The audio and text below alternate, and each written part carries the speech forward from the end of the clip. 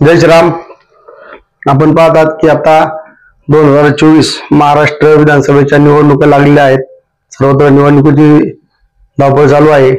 त्याचबरोबर आता आपल्या आंबेगाव तालुक्यामध्ये देखील 20 तारखेला मतदान आहे आणि विश्व हिंदू परिषद संघ परिवाराच्या माध्यमातून, प्रबोधन मंचाच्या माध्यमातून आपण सर्व समाजापर्यंत मतदार राजा जागृत हो यासाठी आपण घरोघरी जाऊन प्रत्येक मतदाराला पत्रक देत आहोत की प्रत्येक मतदाराने मतदान तर केलंच पाहिजे. त्याचबरोबर आपण सर्व हिंदू मतदारांना देखील आवाहन करत आहे की येणाऱ्या 20 तारखेला आपण सर्वांनी जागृत होऊन 100% मतदान केलं पाहिजे. आपण पाहतात लोकसभेच्या वेळेस हिंदू गहाळ बसला आणि मग आपल्याला जे विचारधारेला अपेक्षित असणारं जे सरकार हवं असतं त्या दृष्टीनं जर आपण हिंदूंनी सकारात्मक प्रयत्न केले नाही तर त्याचा परिणाम काय होतो, ज्यासाठी आपण गेले अनेक वर्ष काम करत आहे.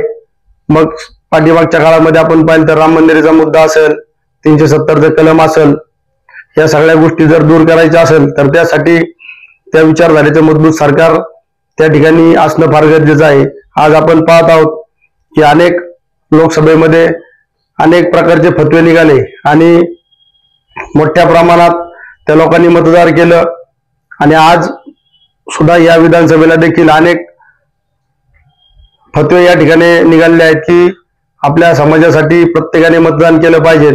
तर आपण सुद्धा हिंदू म्हणून आपली जबाबदारी आहे की आपण देखील आपल्या सर्व हिंदू बांधवांनी एकत्र येऊन आपल्या या 20 तारखेच्या मतदान प्रक्रियेमध्ये सहभागी झालं पाहिजे. सुट्टी असल्यामुळे कुणी बाहेर जाऊ नये. आपलं कुटुंब, आपले मित्रपरिवार, आपले नातेवाईक सगळ्यांना घेऊन आपण या मतदानामध्ये सहभागी झाला आहे.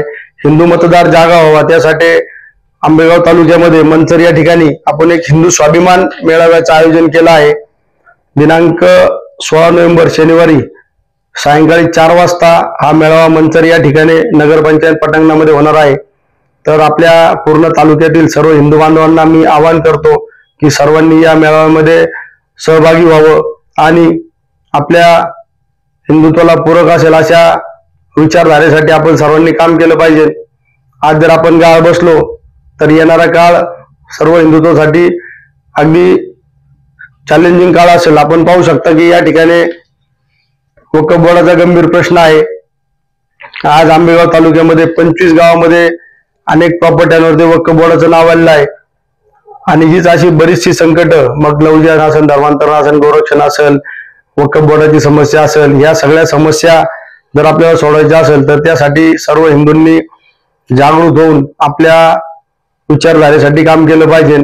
त्यासाठी मी सर्व हिंदू बांधवांना आवाहन करतो की सगळ्यांनी 16 नोव्हेंबर रोजी जो मेळावा होणार आहे हिंदू सन्मान मेळावा, तर त्यासाठी सर्वांना मी आवाहन करत आहे की सर्व हिंदू बांधवांनी त्या मेळाव्यासाठी लाखोंच्या संख्येनं यावं आणि आपली जी काही भूमिका आहे ती समजून घेऊन योग्य प्रकारे आपल्या 20 तारखेच्या मतदानाचा आपल्या वाट्याला येईल ते आपण केलं पाहिजे आणि आपल्या समाजाला जागृत केलं पाहिजे. त्यासाठी मी सर्वांना आवाहन करतो. जय श्रीराम. या मतदार जो मेळावा आयोजित करणार याला मार्गदर्शक कोण? या हिंदू संवाद मेळाव्यासाठी आपल्याला विश्व हिंदू परिषद केंद्रीय सहमंत्री शंकरजी गायकर मार्गदर्शन करणार आहेत. त्याचबरोबर स्वामी जितेंद्र सरस्वती यांचं हे देखील एक संत आणि वक्ते आहेत, ते देखील आपल्या या समाजाला मार्गदर्शन करणार आहेत. तर या सर्वांचं, त्याचबरोबर माधवराव खोत हे देखील या मेळाव्यामध्ये उपस्थित राहणार आहेत. तर आपण सर्वांनी, हिंदू बांधवांनी हिंदुत्वाचे मोलाचे विचार ऐकण्यासाठी सर्वांनी उपस्थित राहावे अशी मी विनंती करतो. जय श्रीराम. याच्यात हिंदुत्वाचे मोलाचे विचारच सांगणार आहात तुम्ही की फक्त मतदान जनजागृती करणार आहात? हिंदुत्वासाठी मतदान जागृती करणार आहोत, जेणेकरून सर्व हिंदू बांधव आपल्या मतदानाच्या प्रक्रियेमध्ये जागृत होईल आणि 100% मतदान करेल.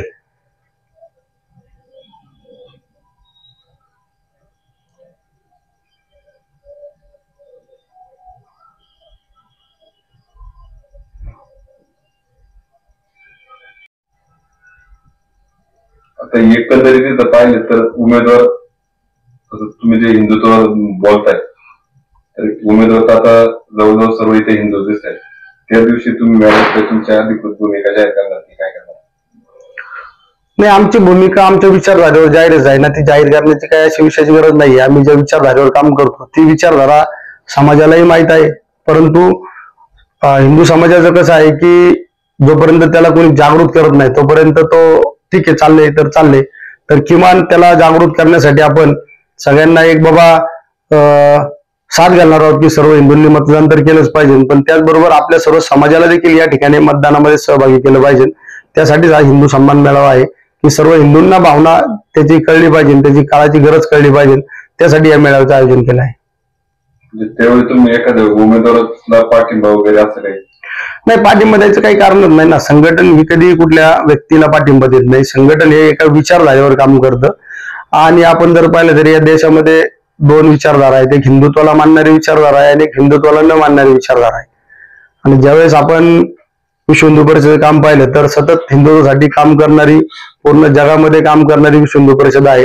त्याच्यामुळे जे काही हिंदुत्वाला पूरक असेल त्या विचारधारेला काम करणं हे सर्व संघटना आणि सर्व हिंदुत्ववादींना आम्ही त्याच मेळाव्यातून आवाहन करणार आहोत की आपण सर्वांनी हिंदूंसाठी मतदान करावं.